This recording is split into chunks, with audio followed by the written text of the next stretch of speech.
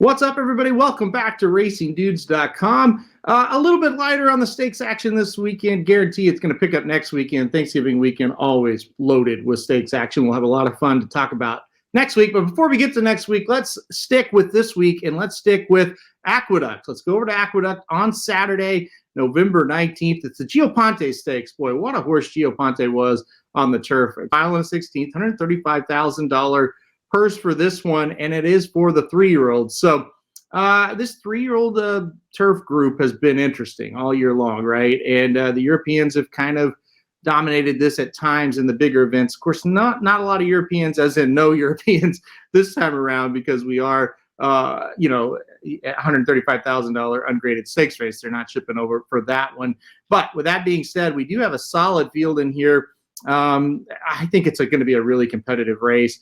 A lot of different ways you can go in this one. It's a field of 9 with one also eligible horse that is the number 10 Be Better. If it scratches off the turf, maybe take a look at that runner. But on top, we're going to hope this race stays on the turf. And on top, we are going to go with the number 2 Grand Sonata for Todd Pletcher. This horse getting some class relief. I think that's number 1 that's really going to help. This horse has been banging heads with some of those Europeans that I was talking about, including Nation's Pride, 3 races back. Stone Age and Nation's Pride, 4 races back. So as you can see, he's been up against some really tough runners here. Went to Kentucky Downs and was competitive in a race. So Grand Sonata has been running very well against very tough horses. Gets back to the ungraded stakes company today. I think it's a really good move. I think this is where the horse belongs. I think if he's got anything left in the tank after banging heads with these better horses, which he should, he's been hitting the board in some of these races. I think this is a perfect spot for Grand Sonata to pick up a win. Really like this horse today. Good move by Todd Pletcher, kind of getting this horse some class relief, getting this horse in a race that he should be able to win. So number 2, Grand Sonata on top for me.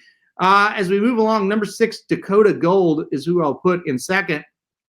You know, this horse, believe it or not, I mean, was the favorite in the Breeders' Cup Juvenile Turf last year as a 2-year-old.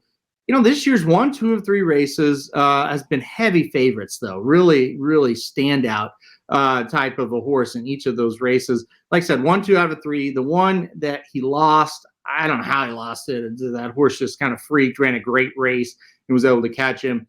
He did come back and, like I said, won that next race after that. Look, it's a step up today, but he probably is ready for a step up, and I think he will run pretty well in this spot. I think he gets a nice inside stocking trip, and I see this horse running pretty well again here. So not totally off of him in this spot. 2 horses to the outside, also a Todd Pletcher runner that I'm pretty interested in. It's the number 8, Steady On. Look, it's going to be the first time this horse tries stakes company, so that is the question mark. But he's been running very, very well in his last 2 starts. Broke the maiden over this track, goes right into allowance over this track just 28 days ago, and was a 2.5 length winner. Looked very, very good. That's a very good sign for this horse as well. So the number 8, Steady On, I think is going to be awfully tough in here. I think is one you got to watch. So I think the 2, the 6, and the 8 are the 3 you kind of got to key around in this spot. One more, if I just want to mention one that I think is going to be a little bit better of a price. The number 1, Churchtown. You know, this horse has been very consistent at Woodbine. Won 2 of 3 races, 2 of his last 3, I should say, up there at Woodbine. Last time out, lost in a stakes pretty similar to this one by a neck. You know, these Woodbine runners, you never know how it's going to translate. Sometimes they come up and it's like, wow, they really ran well on the no-show. I think the price is going to be right for this horse. He was 9-5 in that ungraded stakes at Woodbine last time out. So that shows you, they thought this horse was going to run pretty well. Probably deserved to be 9-5 after 2 allowance wins over that track. So the number 1, Churchtown, if you're looking for a little bit more of a price, that one's probably for you. But on top, I'm going to go number 2, Grand Sonata.